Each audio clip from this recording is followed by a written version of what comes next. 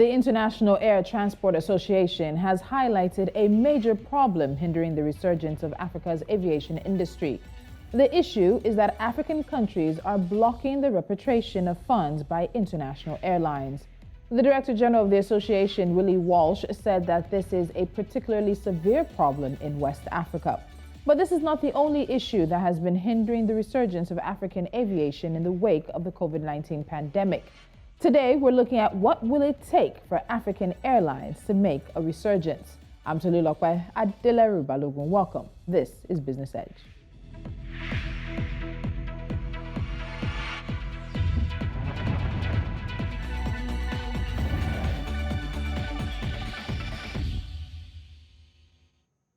Joining me is aviation consultant Olumide Ohuayo, who's going to take us through this issue with the repatriation of funds as well as liberalization of the African aviation industry. Olumide, good morning and welcome to Business Edge. Good morning to Lokwe. Good morning, Nigerians. How are you? Let's start with what the DG of IATA said regarding the repatriation of funds. Now, Willie Walsh said that currently there's about $651 million in airline funds that's being blocked from repatriation by some African countries. The countries include Angola, Algeria, Benin, Burundi, Cameroon, the Central African Republic, Chad, Congo, Equatorial Guinea, Eritrea, Ethiopia, Gabon, Malawi, Mozambique, Nigeria, Sudan, and Zimbabwe. So let's start with this question. Why are these funds being held back by these countries? Morning once again. Fund repatriation is, there was no deliberate policy from the African countries to do that. These countries took this just individually based on the cash, foreign exchange availability in the economy and the central bank. It's not a problem that's new. It has always been there. When there's an economic crisis, the partition of these foreign airlines funds has always been there. We would always be affected. And then depending on the countries, if they have enough, if they don't have enough, then you see those funds that suffer. But eventually they always get it back. It's not only Africa that has this problem.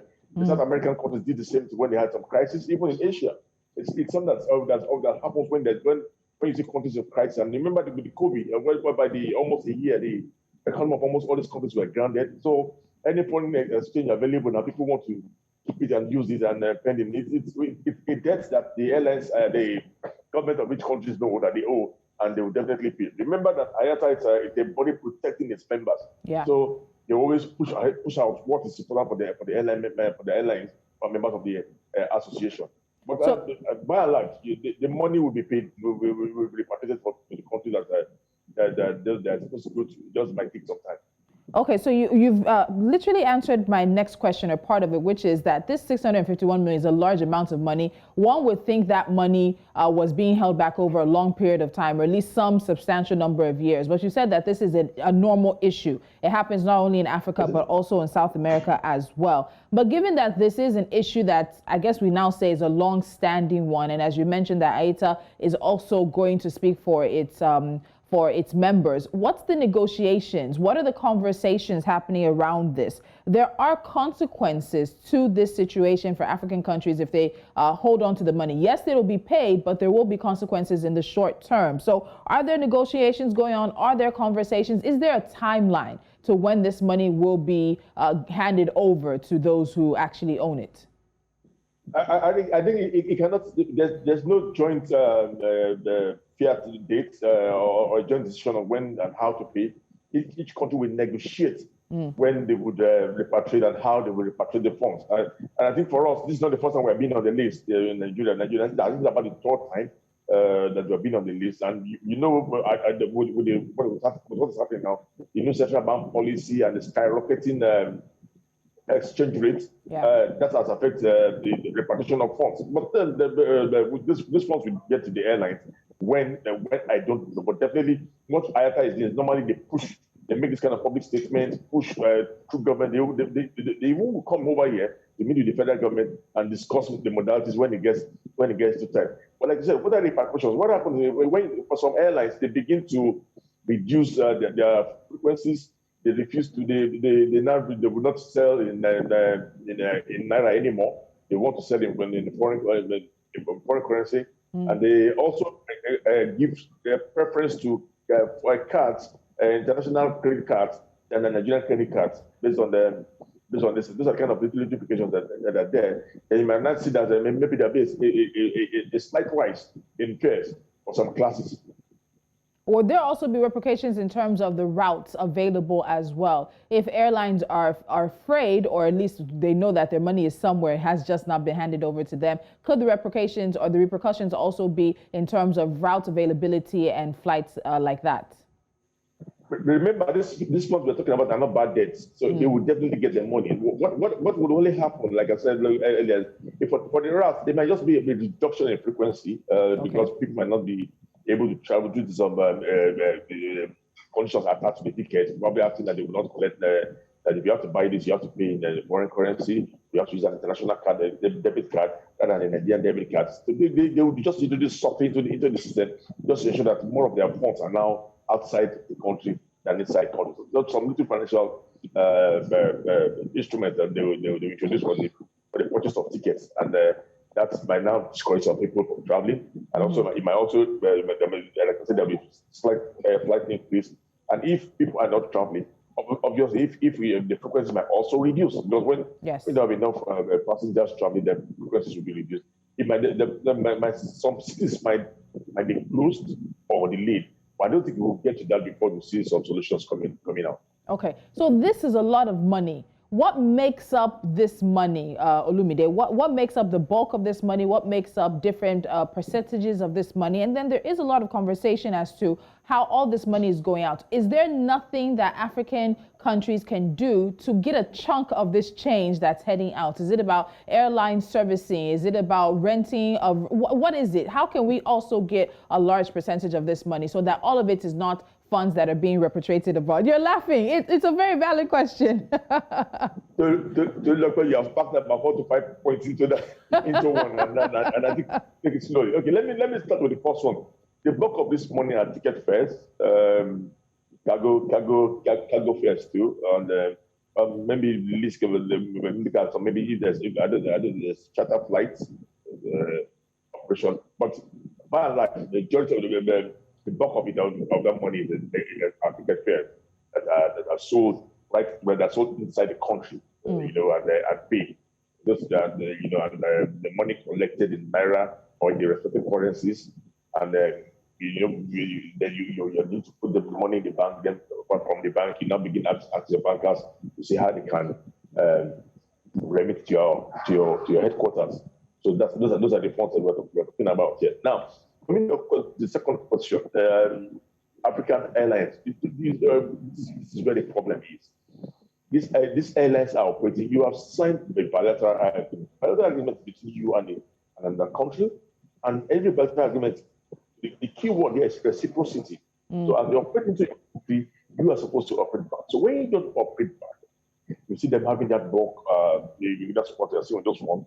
They now ask for extra slots for those not operated by you if they have excess passengers. Now, I'm supposed to operate 7 into Nigeria, then you're supposed to operate 7 into England. If you're not operating your own 7, I can ask you, give me 3 out of yours. And then they apply to the government that they have enough passengers and they need to bring down. Normally, they always hang on, helping to bring down fares because they have more frequency. And the next thing, they are seeing that it's not only taking 3, taking the whole 7 that belongs to Nigeria. It now becomes 14. And when you have numerous flights like that, then these funds begin to rise to the detriment of the African airline. If you look at it, before the Dubai debacle, we're having about 21 flights a week between Lagos and Dubai. And sorry, and you just have Emirates as a country.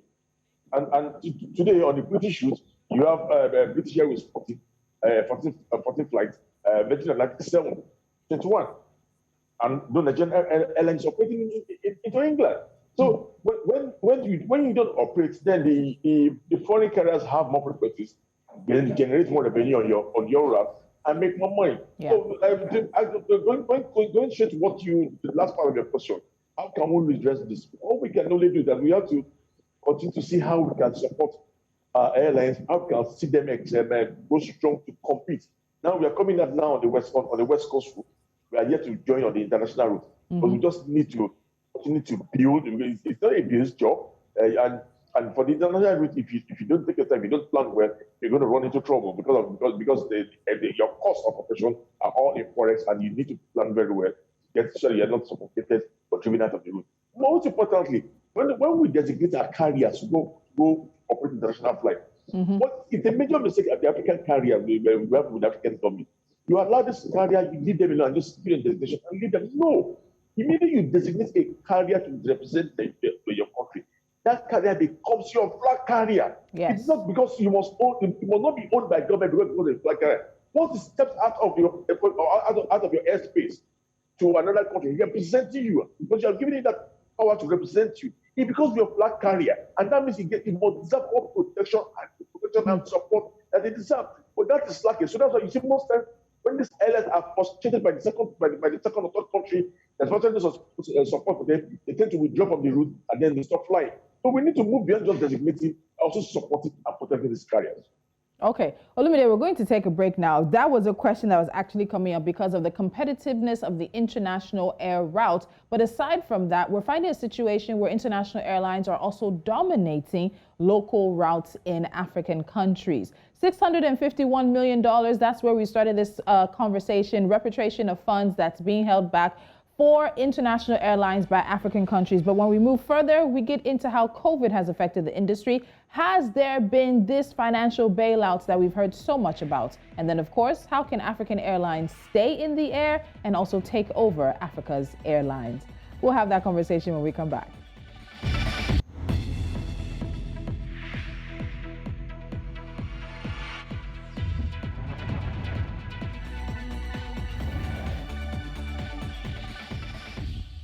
This is Business Edge on News Central, and still with me is aviation consultant Olumide Ohuayo. So we've gotten in the conversation about $651 million that's being held back as airline funds. But moving beyond that, let's get into COVID once again. And we've had multiple conversations about the impact of COVID, and we know that it really took the aviation industry to its knees.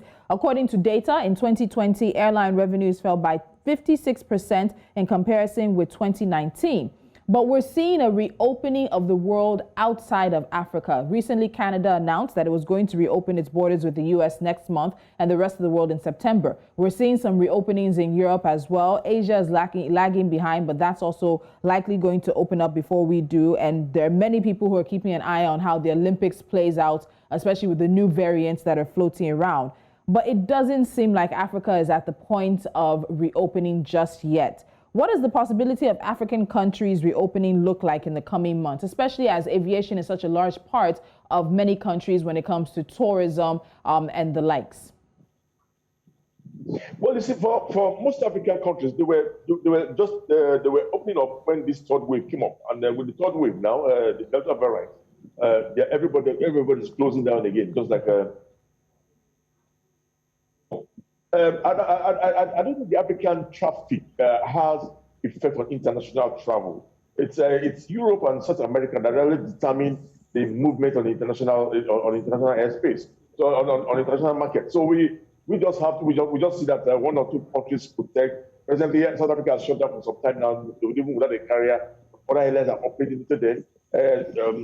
Ethiopia is strong, and it's about the only airline operating where almost all its routes through the pandemic and after the pandemic.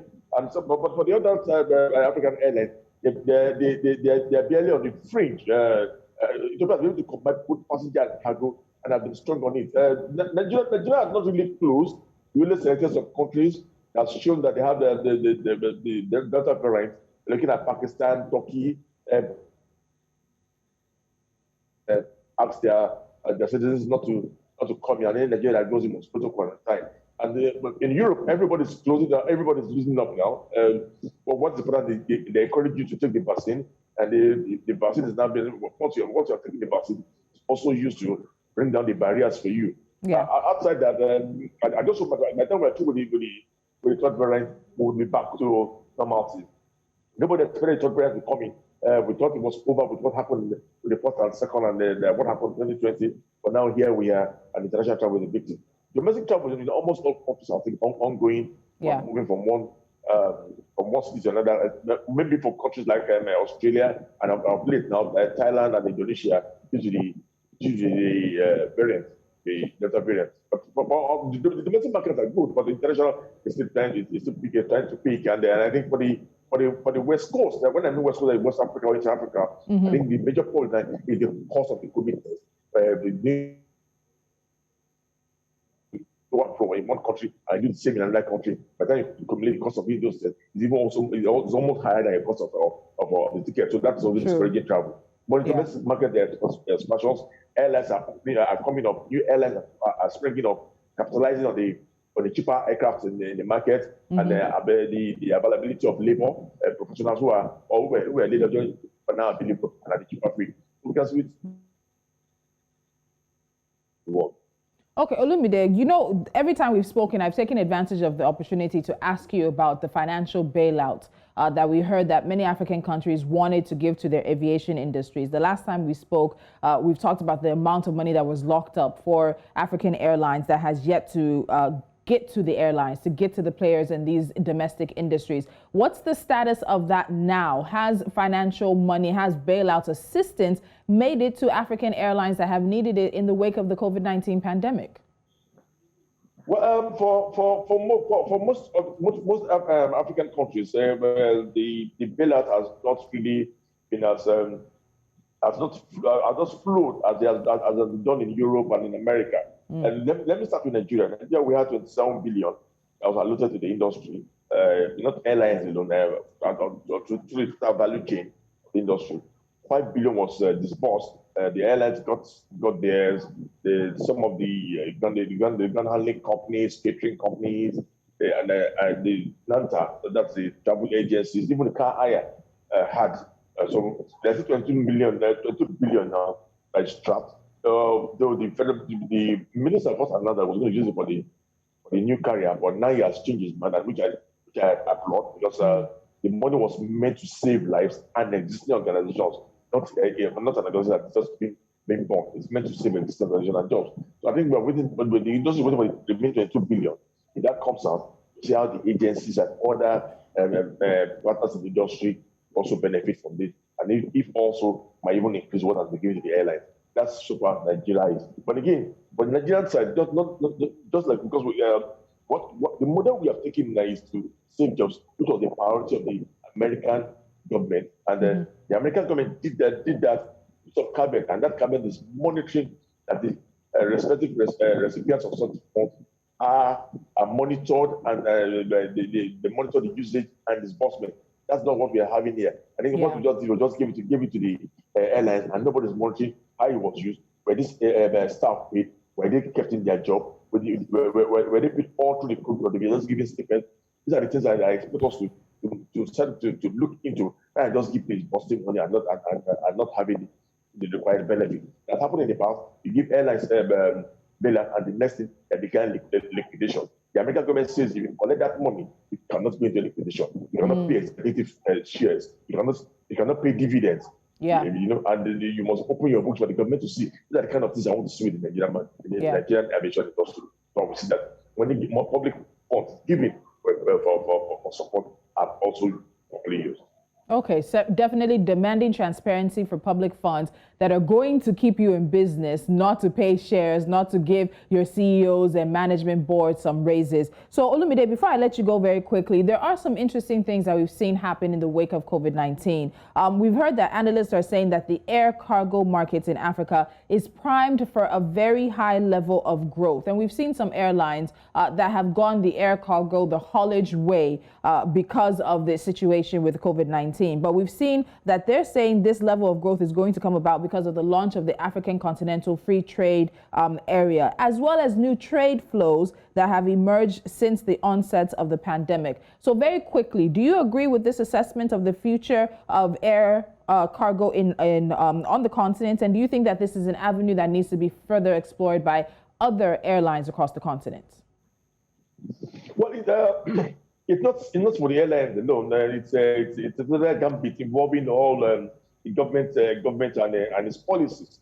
Anyway, like you said, after that's taking the lead now, asking us to have a common trade area, and that should help with the boosting trade between members of the country, members of the African continent. But in doing that too, there's also that protocol of movement.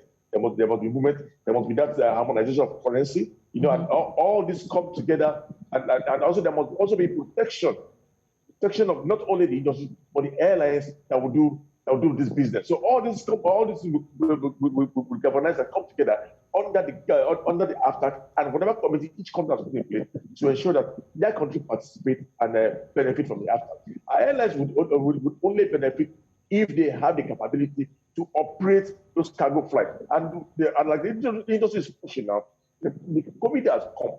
COVID has made airlines start converting passenger aircraft to cargo aircraft, just to stay in business. And in Europe and some in Africa, Ethiopian Airlines were able to make money during COVID because of their strength in the cargo market. So we also encouraging Nigerian airlines to develop the cargo market, the domestic cargo market, while also exploring how they can move beyond the domestic market, international market, West Coast, and other African countries to get benefit of the South. All right, so Olumide, we'll leave it there for now. And I know we'll definitely touch base again as we look to see how African airlines will possibly, hopefully, see a resurgence in traveler passenger numbers as we get a control of the COVID-19 pandemic. Olumide Ohuayo, aviation consultant and expert, thank you so much for joining me on Business Edge. All right, we will take a quick time out. When we come back, we have NC4 to watch, and those are a few stories we're keeping our eyes on. Stay with us.